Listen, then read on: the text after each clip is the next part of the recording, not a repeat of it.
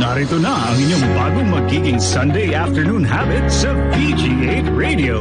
Isang oras ng inspiration, motivation at empowerment sa makabagong paaralan ng buhay sa online world.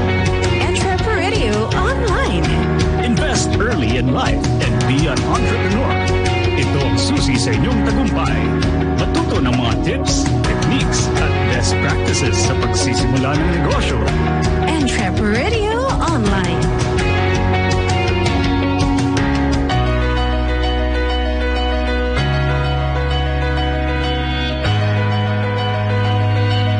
Magandang hapon mga ka-Entreps. Narito na ang programa para sa makabagong negosyanteng Pilipino. Ito po ang Entrep Radio.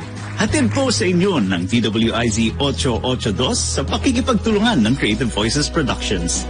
Makakasama niyo kami tuwing linggo alas 2 hanggang alas 3 ng hapon para sa usapang punong-puno ng kaalaman sa pagsisimula ng inyong pangkabuhayan. Maririnig niyo kami dito sa DWIZ 882 at mapapanood sa DWIZ Facebook page. Ako po si Rene Toralba.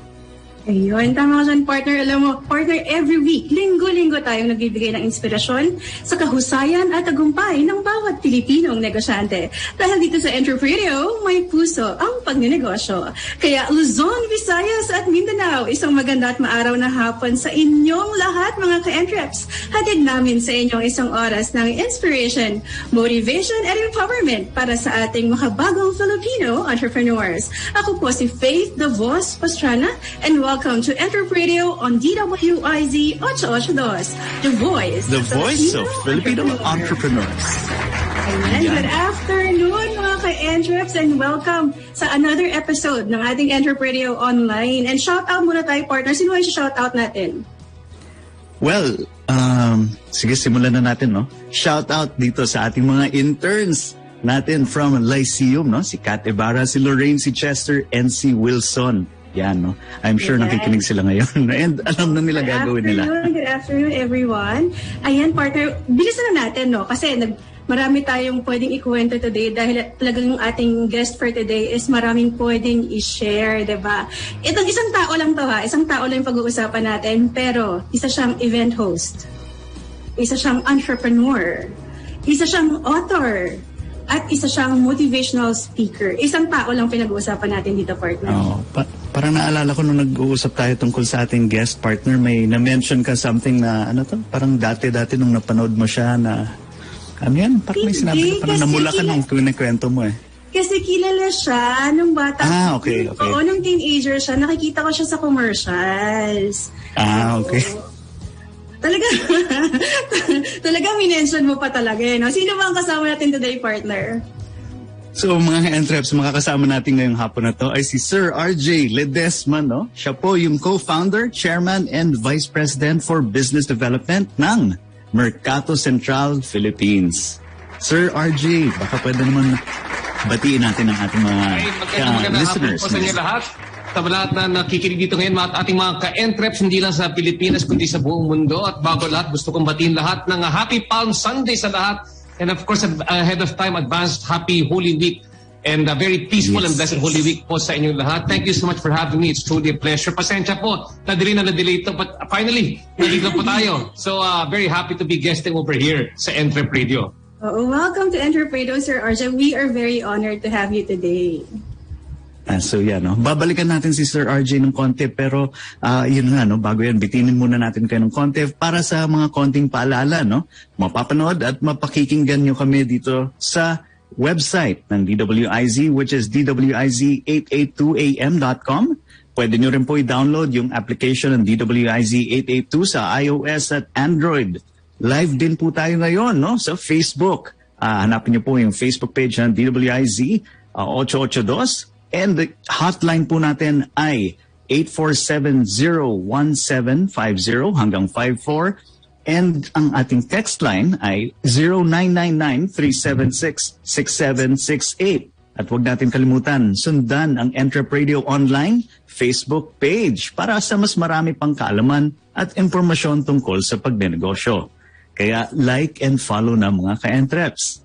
Oh, nako. Don't forget to like and follow Entrep Radio online page mga ka-Entreps kasi a lot of information, content about pagbi-business, about sa entrepreneurship, makikita niyo dyan sa Entrep Radio. At mas dadagdagan pa namin ng content dyan sa Entrep Radio online Facebook page. But, mga ka-Entreps, if you want to be a voice-over artist, feeling ko dapat si Chase ang magsabi nito, partner eh. Kasi siya talaga yung epitome talaga ng voice artist eh.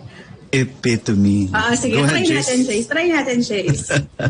Alright, sige. Alright. So, mga ka-Entreps, kung may balak kayong, or rather, if you want to be a voice artist yourself, and meron tayong Certified Voice Artist Program, or yung CVAP, and pong Batch 13, which will start on May 7. So, you just visit fb.com/certifiedvoiceartist. That's fb.com/certifiedvoiceartist. Yan, no? Okay. Hindi naman natin ginulat si Chase masyado nito, no? And in any case, no? May nag-comment na po pala sa ating Facebook. Partner. Oo, ganun talaga.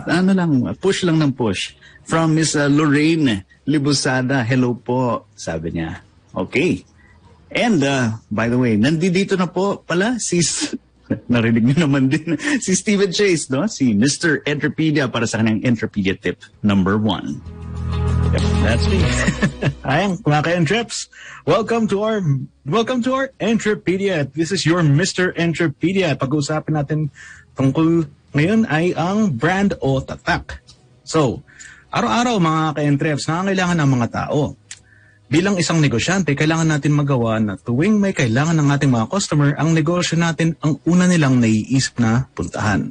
Kaya para sa Entrepedia tips natin ngayon, pag-uusapan natin ang 3 tips para makilala ang ating tatak o brand. Entrepedia tip number 1, kilalanin ang ating customer. Para malaman natin kung paano natin iaayos ang tatak at mensahe ng ating negosyo, kailangan malaman natin kung sino ang customer natin at kung paano sila matutulungan. Yan po ang ating Entrepedia tip number 1. Meron pa po tayong 2 tips na parating mga ka-Entreps. Kaya tandaan natin, kilalanin ang ating customer. Ang ating customer. Mamaya itatanong natin sa ating guest kung paano ba ginamit yung kilalanin ng ating customer sa kanyang negosyo. Ayan. So, it's time to introduce our guest. Siguro si Chase ulit. Si Chase talaga to eh. And we would like to call on Sir RJ Ledesma, sir. Hi, magandang hapon po sa inyo lahat. Thank you so much for having me on the show.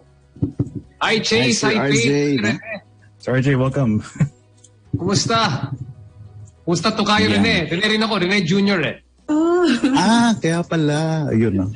Partner, introduce mo ng konti si Sir RJ. So, para sa mga viewers natin, I'm sure kilala niyo si Sir RJ, pero siguro, i-list down natin, mga konti. Yung mga konti lang, so mga hats na wini-wear ng ating man with many hats. Ayan, he is an Agora Awardee for Excellence in Entrepreneurship, accredited Go Negosyo Mentor for his work in Mercato Central, and he is the 2019 SME Company of the Year at Asia CEO Awards. Naku, napakarami. 2019 Company of the Year Awards. 2019 SME Excellence in Innovation Philippine winner at the Asian Business Awards. SME winner in Business Model Innovation at the 2020 First Mansmith Innovation Awards, and the co-founder of Entrep PH. Ayan, and he's also the co-founder of Easy Franchise. Ito, ang dami, diba? So, iisa-isahin natin yan, partner. Siguro, paano ba natin sisimulan to? Ang dami. Paano ba natin, Sir RJ, sisimulan itong mga listahan ng mga, achievements mo? No, I think una-una sa lahat, diba? Since ito yung Entrep Radio, yung una natin dapat pag-usapan ay kung paano po nag-iisip yung isang entrepreneur or tinatawag na entrepreneurial mindset. Yes. Kasi bilang isang accredited mentor ng Go Negosyo, at pati na rin kahapon lang po, nakita kami ni Cholo, no? Sa first ever after 2 years, nagkaroon ulit ng Mentor Me on Wheels ng Go Negosyo. So nakita-kita ulit lahat ng mga mentors kasama ni Presidential Advisor Joey Concepcion dyan sa Ayala Malls, Manila Bay para mag-mentor face-to-face ulit. So masaya ako ulit na bumabalik yung sigla ng ating mga mentors, pati mentees, at diyan nakikita yung resilience, pati resolve, yung lakas loob ng mga entrepreneurs na bago na crisis at habang sa panahon ng crisis ay gumawa ng mga negosyo. So, it's very important right now. I want to share with you muna yung pinaka-importanting matututunan ng ating mga entrepreneurs. And also, before everything else, if you like what I have to say, kung kayo po ay nakikinig and you enjoy what I have to say, I have a regular podcast, the RJ Ledesma Podcast, mapapanood every Tuesday on Thursday on Facebook Live, 7 p.m. And you can also follow me on Spotify, Google, and Apple Podcasts. Please follow me also sa RJ Ledesma, Instagram, Facebook, and Twitter. Yan muna yung plugging ko. So, ito naman po. Puntahan po natin yung ating, yung tinatawag kong entrepreneurial mindset. Na bilang isang entrepreneur, I have a show called Bright Ideas sa One News, kung saan ko ini-interview yung mga startup companies. Meron akong, yung podcast ko nga. And my podcast is a business and entrepreneurship podcast. Kinakausap ko yung mga startup, pati po yung mga nagpapatakbo ng mga malalaking korporasyon. And may nakita akong common denominator sa mga successful entrepreneurs. At yung tawag dito ay entrepreneurial mindset. Anong ibig sabihin ba ng entrepreneurial mindset? Yan yung isang parang pananaw sa mundo. It's how you look at the world at a specific angle. You always look at the world where you want to create new value, new opportunities, new angles when you are looking at the world. Masaya ako kahapon sa ating Mentor Me on Wheels kasi pag nakakasama ko yung mga ibang entrepreneur, iba po sila mag-isip. They're always looking at the world with the lens of opportunity. Yesterday I was mentoring somebody. Sabi niya, sir, paano po pag magbagsak kung fail yung negosyo ko? Sabi ko, that's okay. Because sabi niya, pag sa mga kaibigan niya, they always, parang they put him down, they look down at him na baka mag-fail yung negosyo niya ng startup. But sabi ko, if you're with a bunch of entrepreneurs, they never see your business as a failure. They just see it as part of what tinatawag na growth mentality. That with every failure, it's an opportunity to learn how to make your business get better. Wala pong successful entrepreneur na nakikilala ko pa na hindi nag-fail sa previous business niya o sa current na negosyo niya, nag-fail. Ako, maraming beses nag-fail. Diba? Masakit man, but it's a great learning to become a better entrepreneur. Having said that, balikan po natin yung ibig sabihin ng isang entrepreneurial mindset, di ba? So, there's a difference between being a business owner and being an entrepreneur. Ang business owner, usually maraming tao ay nagsisimula bilang business owner. The job of a business owner usually is buy and sell. Yan yung unang ginagawa ng isang business owner, di ba? Buy and sell. Naging siya parang micromanager, di ba? Which is perfectly fine. Pero anong diferensya ng business owner sa entrepreneur? When an entrepreneur comes into the picture, kung umiiba na, kung nag-evolve na, kung nasa-scale up na yung isang business owner, what an entrepreneur brings to the picture is innovation. The way that he thinks is a bit different. Tumataas po yung productivity ng isang negosyo, tumataas yung productivity dahil may nai-introduce siyang new product, new service, new way of doing business na iba sa lahat. And that's what an entrepreneur brings. He brings that new angle to business. Kagaya noon, pag-usapan natin si Cecilio Pedro ng Happy Toothpaste. Nung una, siya po yung gumagawa ng lahat ng mga metal tubes ng toothpaste na lumalabas, di ba? So, his business was doing well, manufacturing. Then all of a sudden, lumipat lahat ng mga toothpaste manufacturers. Hindi na metal tubes yung ginagamit nila. Ginawa nila ng plastic tubes. So, mawawalan siya ng negosyo. So, what did he do? Sinabi ba niya na, oh no, what do I do? I don't know what to do with my metal tubes. What do I do now? So, what did he do instead? Instead of being a metal tube manufacturer, he became a toothpaste manufacturer instead. So, he evolved from there, he became more productive, he introduced something different to his product, and he created the Happy Toothpaste brand. So, the job of an entrepreneur is to introduce innovations into products or services that did not previously exist before. So, that's what an entrepreneur brings. I've had a chance sa aking podcast, pati sa Go Negosyo na ma-interview si Injap Sia, nung unang Mang Inasal, pati ngayon Double Dragon, si Dennis Uy ng Phoenix Petroleum at yung aking business partner, si Jose Jomag Magsaysay ng Potato Corner. And they all have this common denominator ng entrepreneurial mindset. So, let me give you a better example. I'm looking right now, kung nakikita nyo ngayon sa ating FB Live sa YouTube, si Chase. Si Chase nakasalamin siya ngayon. Usually ako, nagsasalamin din ako di ba? Kunyari, Chase, tanggalin mo yung salamin mo ngayon. What happens? Sige, Chase, tanggalin mo. Mas lumalabo ba o mas nagiging clear yung mundo? Yung vision mo. Di ba mas lumalabo, di ba? You can see things clearly, di ba? But when you put it on, mas malinaw. You see things much clearly. That's what it's like to be an entrepreneur, di ba? It's what I call your entrepreneurial lens or your entrepreneurial mindset. Kunyari, pumasok tayo sa pandemyang ito bilang ordinaryong citizen, di ba? You're not an entrepreneur. Nakakatakot yung sitwasyon natin, di ba? Nakakatakot. Why? Because it's scary. Because all of a sudden, syempre may lockdown, may social distancing, may disruption sa ating supply or value chain. It's scary, di ba? But what happens all of a sudden when you wear your entrepreneurial lens, di ba? Mas lumilinaw yung mundo. You see opportunities clearer. Instead of saying to yourself na, nako, may social distancing, sasabihin mo tuloy, what are the opportunities now present because of social distancing?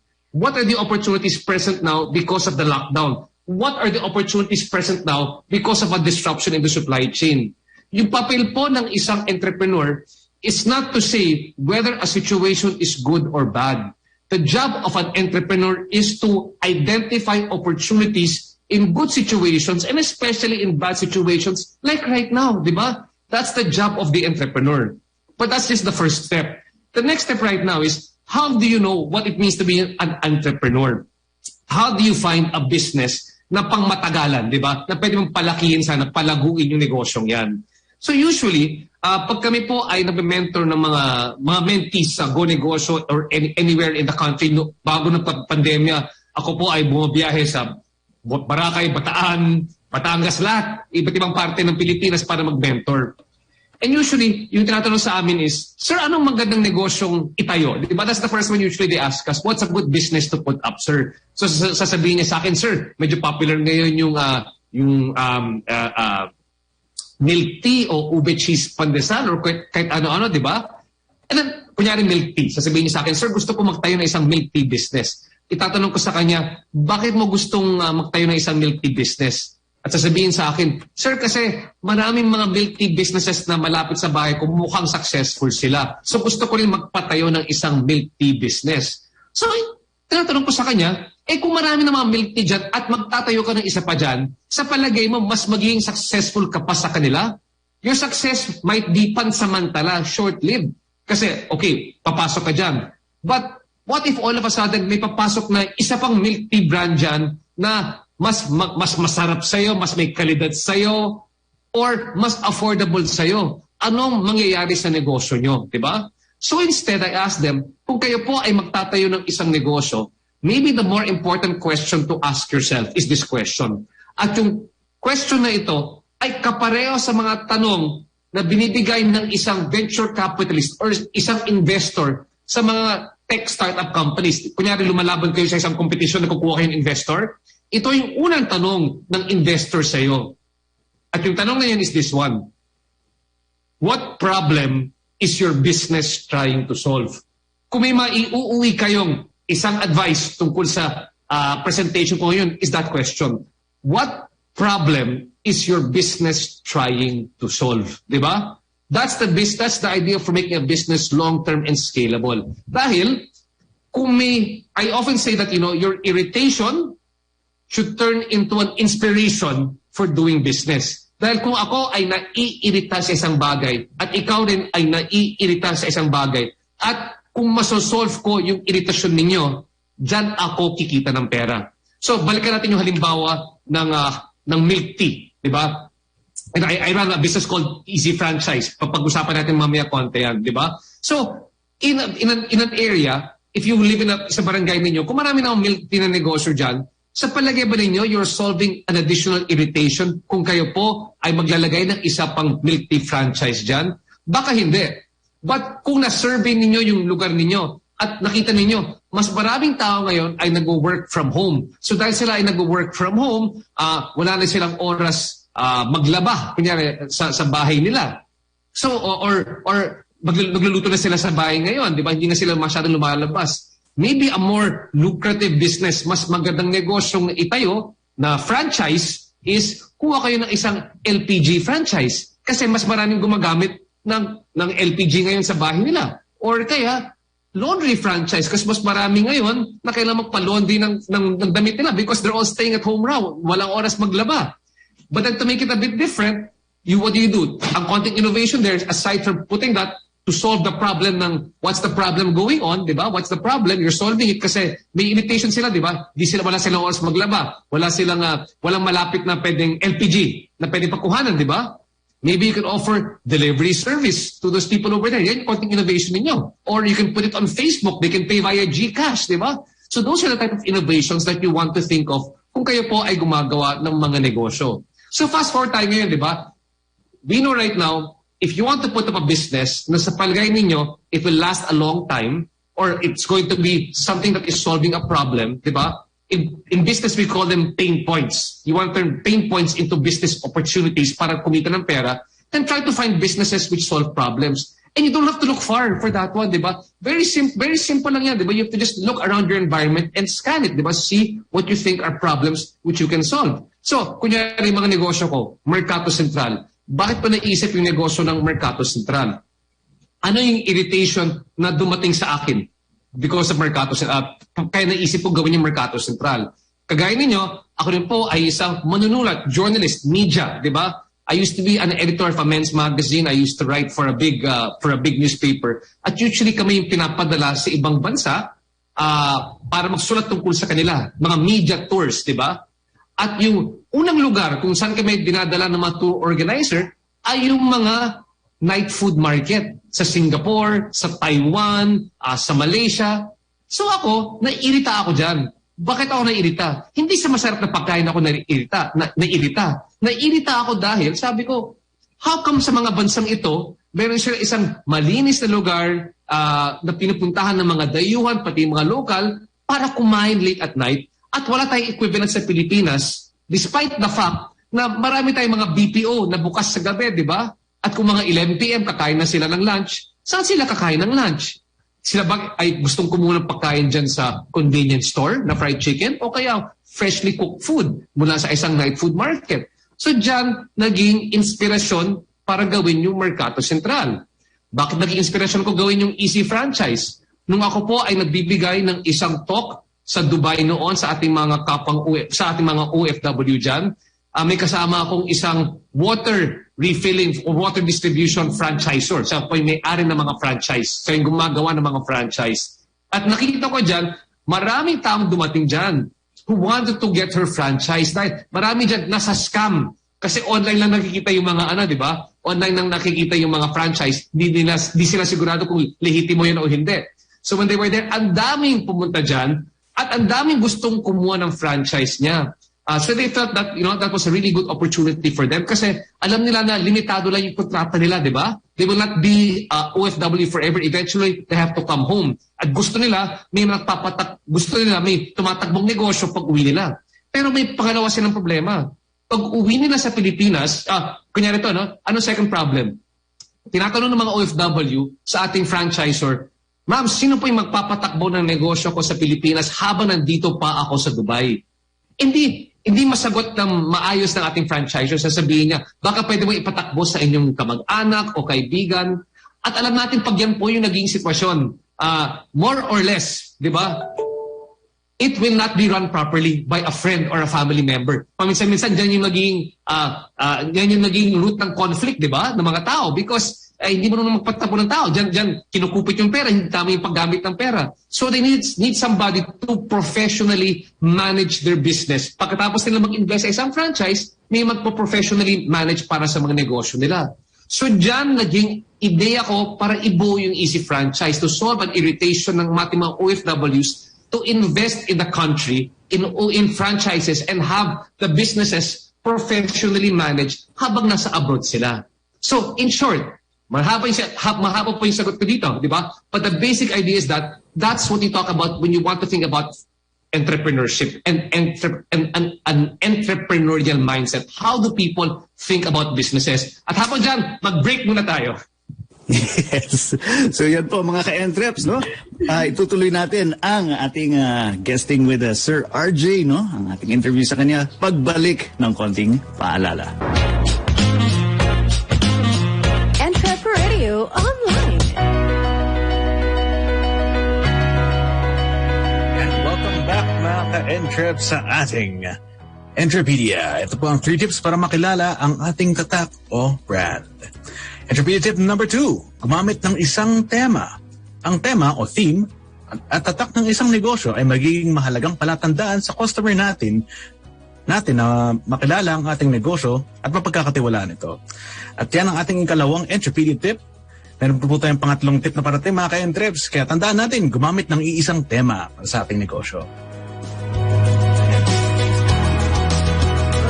Actually, balikan natin yung kanina. Dapat sinulat ko yung tip ni Chase dyan ngayon para i-use ko yung aking negosyo. Dapat lagi may tema dyan. Yan, papatayin ko yung tip number 3 mo dyan, Chase. Thank you, ha? Alam mo, Sir RJ, sobrang agree ako dun sa sinabi mo kanina na di ba, in other countries, may yung mga bansa like Singapore, Thailand, actually meron din, di ba? Parang every night, meron sila mga street food market. So, actually, iniisip pa rin kung saan nyo po nakuha yung merkato kasi similar nga to that. So, ayun, yun pala yun. Okay. Oo, tama, oo. That's right, that's right. Inspired by. Well, at least meron na tayo dito, no? Hindi na natin masabi na, bakit Pilipinas sobrang backward naman hanggang ngayon wala. Actually, I want to stop. I want sorry to interrupt you, Rene. No? It's not the idea that backward tayo. That's what you need to correct sa ating mga entrepreneur na inisip backward yung Pilipinas. In fact, ito yung sinasabi ko lagi sa ating mga entrepreneurs. It's the idea that if you look at the Philippines with the lens of an entrepreneurial mindset, makikita mo dyan na maraming opportunities dito sa Pilipinas na pwedeng gawin negosyo. Kasi kung ilagi mo yung iniisip, and no fault to sa ating mga OFWs, it's a really great opportunity for them to go abroad. But usually sinasabi naman tao, ang daming problema sa Pilipinas. May problema sa politika, may problema sa ekonomiya, may problema sa traffic, may problema sa ano. Alis na lang ako, mag-ibang bansa na lang ako. But do you realize na maraming mga dayuhan who are looking at the same Philippines, but say, ang daming mga problema sa Pilipinas, gusto kong puntahan yung Pilipinas para isolve yung mga problema na yan. Diba? In fact, Kumu is developed by a bunch of Filipino-Americans na umuwi dito para nakita yung problema. Diba? Maraming mga fintech, mga financial apps, financial technology startups na pupunta dito na yun ang gumagawa. Mga dayuhan. Dahil marami sila nakikita opportunities dito sa Pilipinas, and that's what we have to see. Sa podcast ko, kung kayo po ay makikinig dyan ngayon, I always ask lahat ng mga foreigners nandyan, why do you look at the Philippines as an opportunity? Diba? Because unfortunately, many Filipinos don't see the opportunity over here. They go to me, are you kidding me, RJ? Kung titignan ko yung Pilipinas ngayon, look at the demographics of the Philippines right now. 110 million population. You've got 10 million OFWs sending you regular money in the Philippines. 6% GDP growth rate. An average of 25 million, an average age of 25 years old. Easily educated, a very educated population.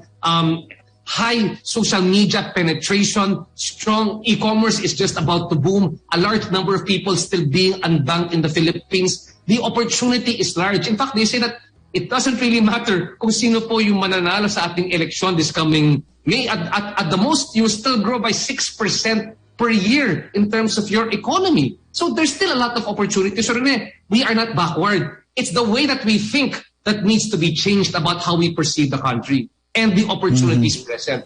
Kaya maraming mga startups, di ba? Noon, I don't know if you're familiar with the startup economy or startup world. Yung mga startups yung gumagawa ng mga apps, mga panibagong apps, di ba?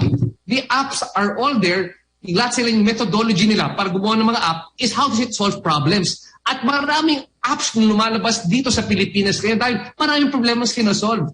Nung una, yung mga investors pupunta sa Indonesia because it's got a large population, there are many apps there. They're investing money into these apps. Right now, they're all looking at the Philippines now because the opportunity is so large in the country. In the next couple of years, we'll be one of the largest e-commerce countries in the world, di ba? We'll be and it's possible because we have a large social media penetration. Maraming gumagamit ng Facebook, Instagram, and Twitter. And that's an advantage for the country.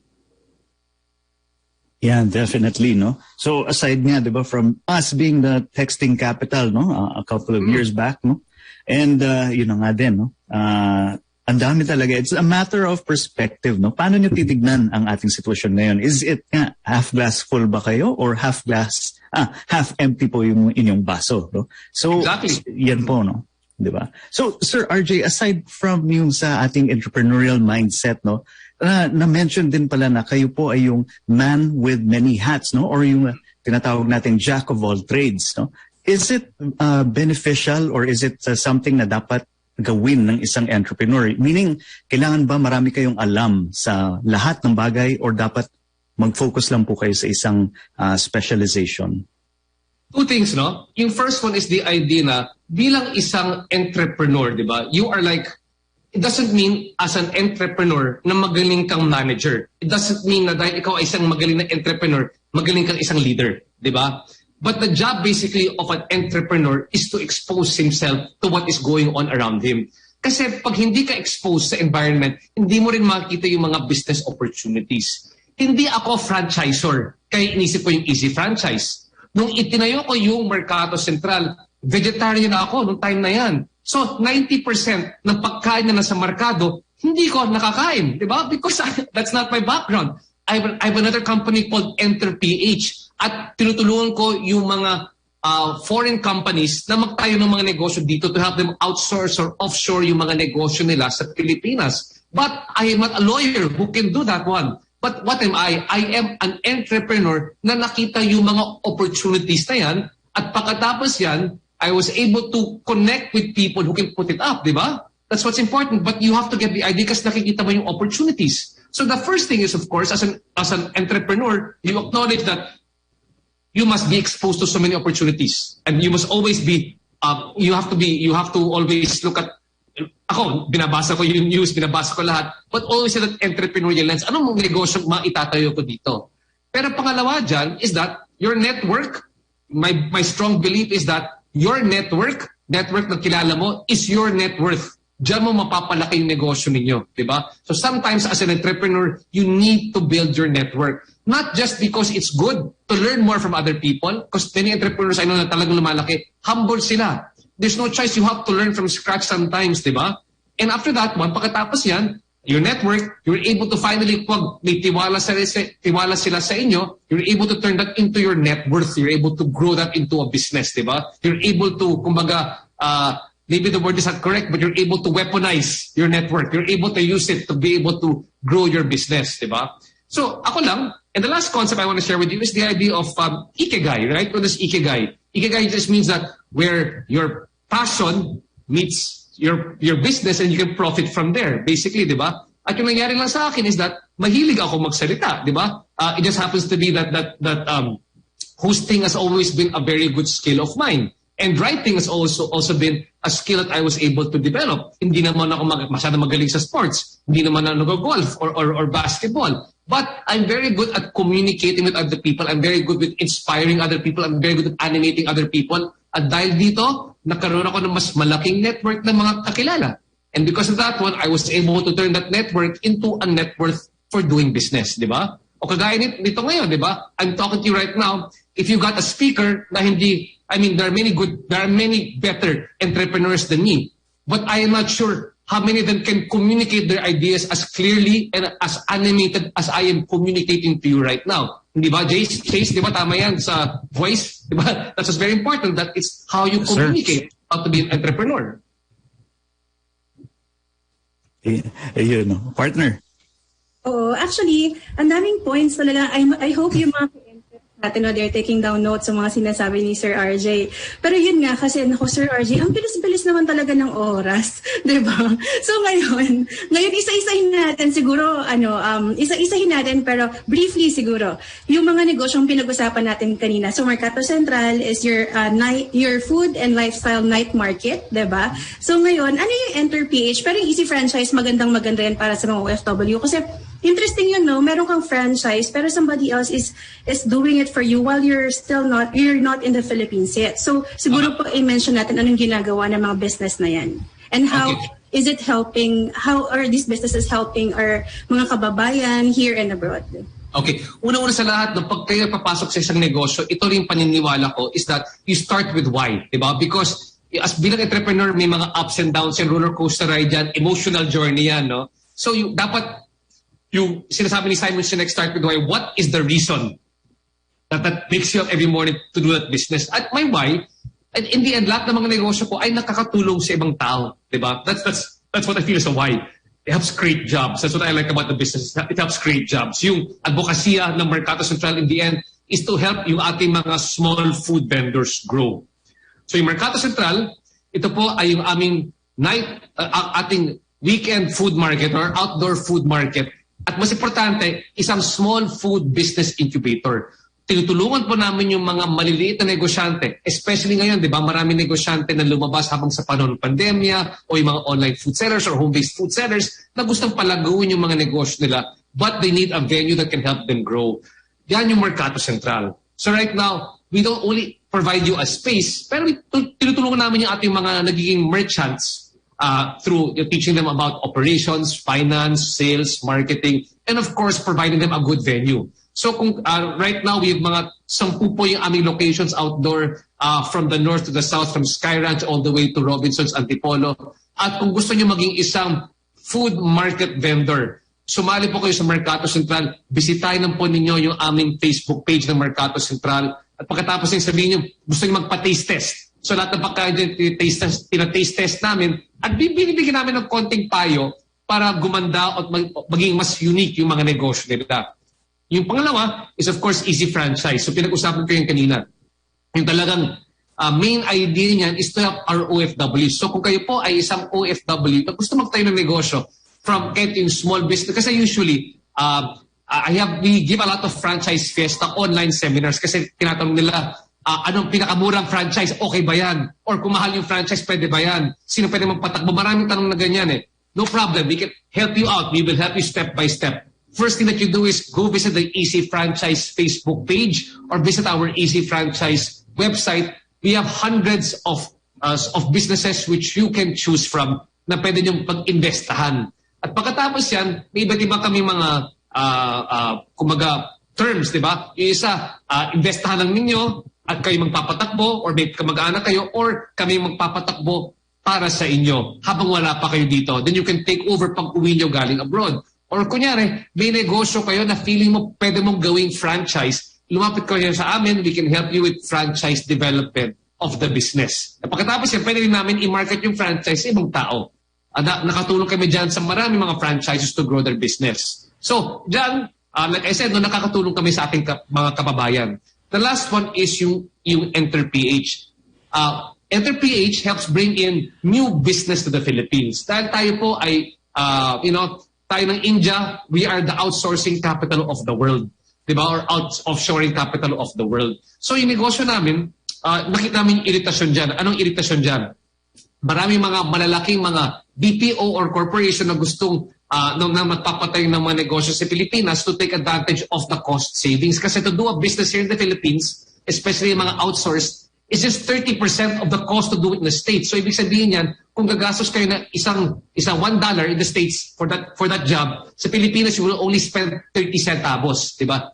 Or 30 cents here in the Philippines. And they like the Philippines. Like again, sinasabi ko, Rene, di ba sabi mo kanina, in the Philippines there's so much opportunity because they like the Philippines, highly trainable English-speaking workforce. They love that here in the Philippines. That's why they still want to do business over here. And they also like the emotional quotient of the Philippines. Mataas yung EQ ng mga Pinoy daw, di ba? And very resilient.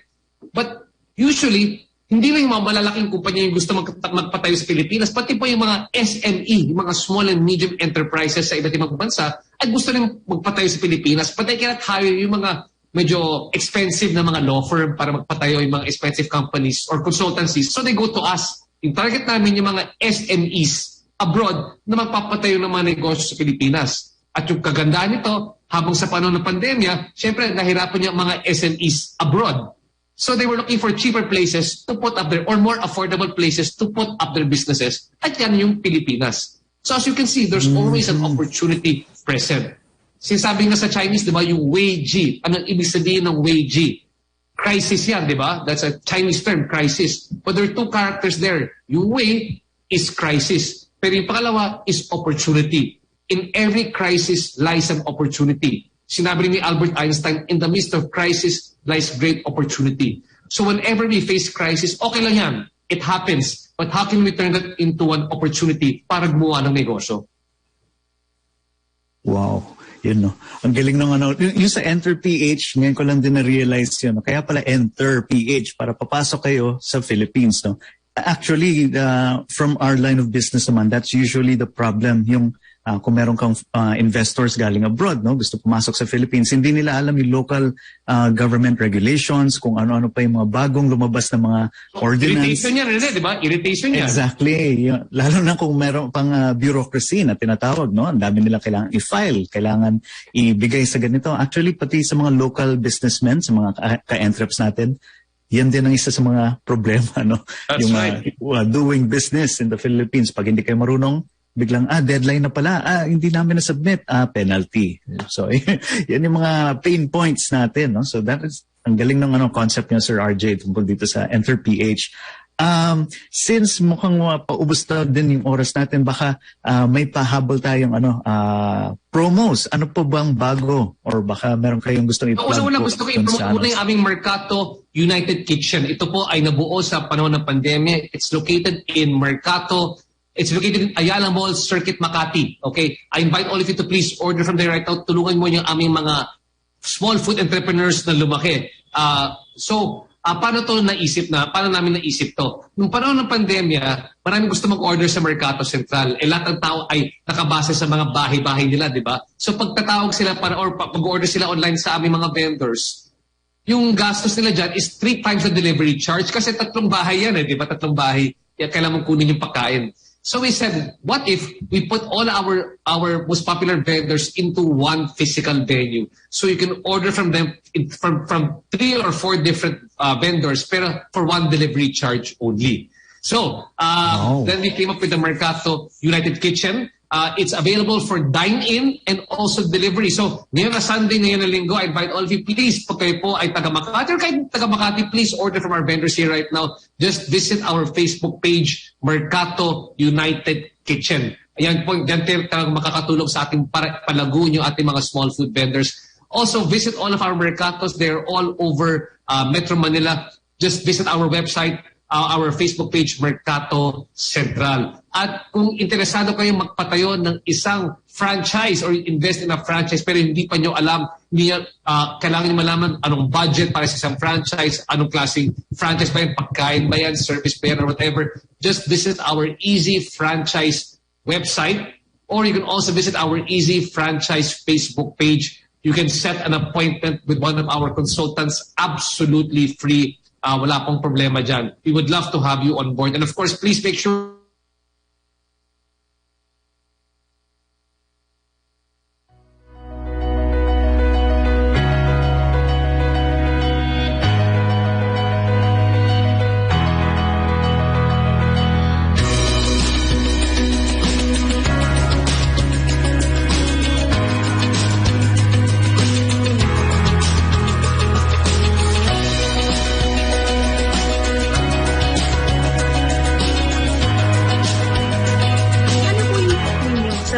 negosyante o yung mga bata ngayon na siguro dapat magnegosyo na sila. Ano yung tip niyo sa mga batang in closing, these are my tips na lang for all the kids listening here right now. Lahat mga kabataan at nais maging kabataan ulit. Okay? It's called the Ways to Growing Business, WAZE. Diba? Ways, para yung app, diba?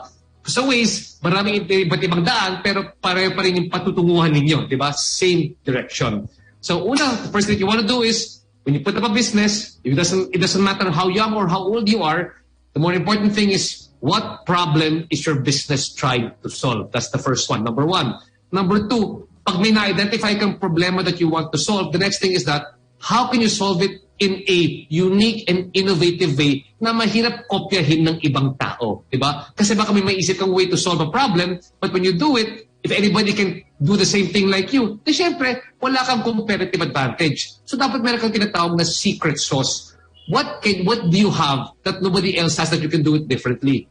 Parang sa KFC, di ba? Kung gutom ka at gusto mong kumain ng fried chicken, pupunta ka sa KFC para kumain ng chicken. Anong secret sauce ng KFC? Yung gravy nila, di ba? Yung onion gravy, di ba? Inuulam yung gravy nila. It's a secret sauce that not other people can copy. That's why you want to go there. So, para sa negosyo ninyo, what can you do different? Meron ka bang access sa supplier? Or may skill set ka ba na hindi pwedeng gayahin ng ibang tao? That's how you want to make sure your business is unique and innovative.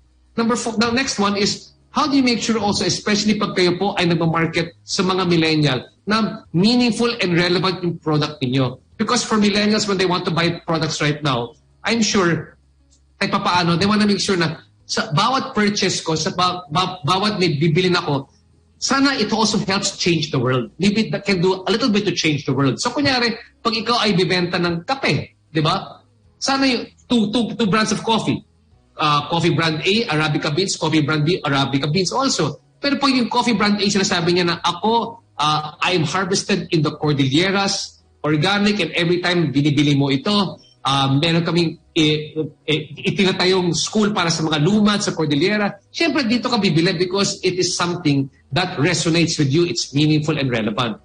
And next one, you want to make sure as much as possible that if you want to see how you can scale or grow the business. What can you do that is simple that can make you scale or grow the business? Once you put the systems in place, you try to grow the business from there. Like Potato Corner, di ba? How were they able to grow the business? Simple lang sila, di ba? But then, they're able to grow it kasi ano teknolohiya nila? Simple lang, di ba? Fryer lang. Pero pag kailangan i-mix na yung french fries sa powder, nilalagay lang sa isang tub, sinashake lang ganyan, at binibenta, di ba? So they're able to grow the business. Scalable yan. Scalable means it's the exponential ability to grow the business. And last but not the least, remember, di ba? Your first business idea is not sometimes your best business idea. You need to learn to pivot. Anong ibig sabihin ng pivot? Na pwede mong baguhin pa yung negosyo ninyo. So kunyari ako, nung nagsimula kami ng negosyo ng Mercato Central, hindi siya nagsimula bilang night market, morning market yan. Pero nakita namin baka mas malaking yung oportunidad na gawin namin night food market dahil baka mas maraming customers na makakapunta sa gabi. So, we thought the first idea was really good. Natakot kami gawing night market, pero we took the risk. Then eventually, yung night food market yan yung pinakamagaling na business idea na lumabas sa Mercato Central. And most importantly, bilang entrepreneur, may ups and downs. You have to have very strong faith. Very strong faith. Every day, kausapin mo si Lord, di ba? That to help you with not just with your business, with life, with family.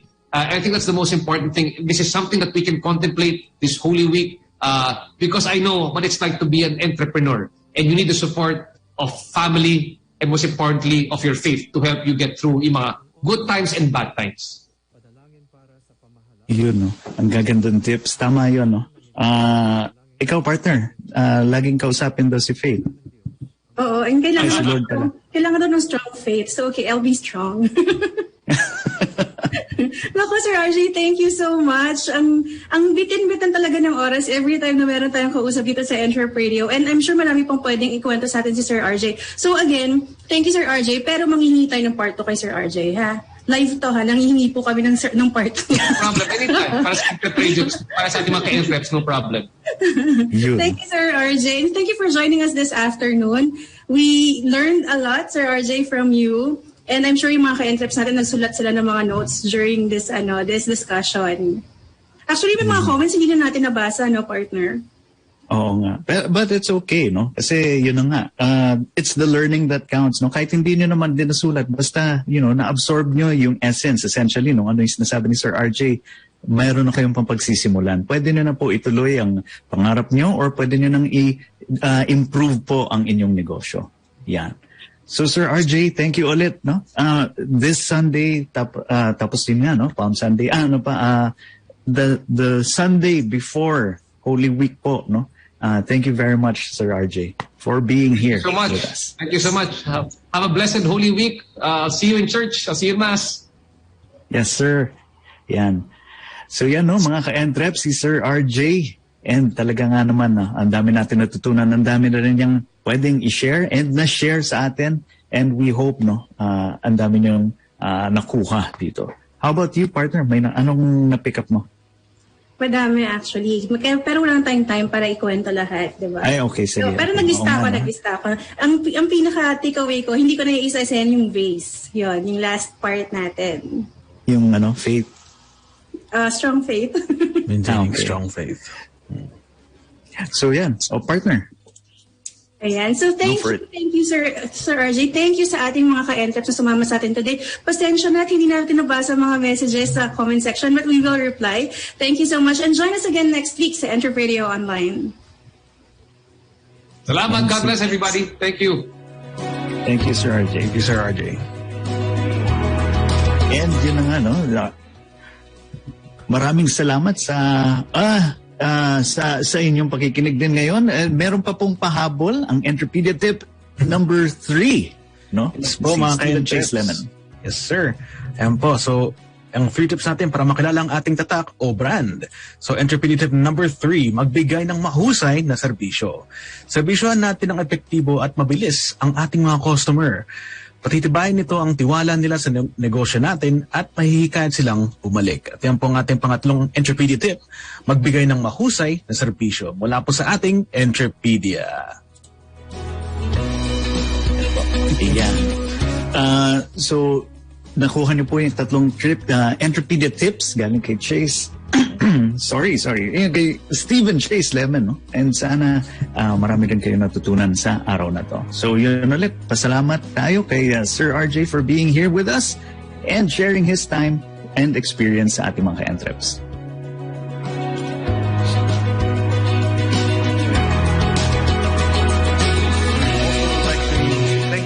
Mga ka-Entreps na masugid na nakikinig at nanonood sa ating programa tuwing linggo. Maraming salamat din po sa ating production team at sa mainit na pagnagap sa amin dito sa DWIZ, bagong tahanan ng Entrep Radio. Susunod na programa po ay Senior Citizens Forum with Meng Canlas at Dr. Rene Catan. At syempre, inaanyayahan natin ang ating mga Entreps na kung gusto nyong sumama dito sa ating palabas, no, sa Entrep Radio, and meron kayong sariling negosyo, gusto natin i-share at makatulong, makamotivate tayo sa ating mga Entreps, just send us a message. And syempre, maraming salamat kay Sir Choi, the Voice Master Gonzales, na walang tigil sa pagtulong at pag-motivate sa ating mga kaboses. Thank you, Sir Choi. And kayo naman, mga ka-Entreps, if you want to be a voice artist at interesado kayong maging katulad ni Chase, ayan, katulad ni Rene, katulad ng tatlo, ayan. So, sa Certified Voice Artist Program na ginawa at pinamumunuan ni Pocholo the Voice Master Gonzales. At ang mga online sessions na ito ay nakatuon upang pagalingin ang natatanging ninyong kakayahan sa pagboboses. At sa pamumuno ng isa sa pinakakilalang influential speaker sa buong Pilipinas, Pocholo the Voice Master Gonzales, ma-inspire at ma-inform sa talakayan ng inyong mga ka-Entreps sa DWIZ 882, kasama ang inyong lingkod, Rene, the Envoy Storalba. At ang inyong nag-iisang Mr. Entrepedia, Steven Chase Lemon. At ako naman po si Faith, the Boss Pastrana. Ang Entrepreneurial Voice of Entrepreneurs ay hatid sa inyo ng DWIZ 882 at ng Creative Voices Productions. Sa pakikipagtulungan ng Certified Voice Artist Program, Voice Acting Academy Philippines, Meta Voices Talent and Casting Agency, Dubbing Booth Company, Creative Sound Studios, at ng Voice of the Youth Network. Ito po ang Entrepreneur on DWIZ 882, The Voice The voice of Filipino entrepreneurs. entrepreneurs. See you next week. Thank you, mga ka-Entreps.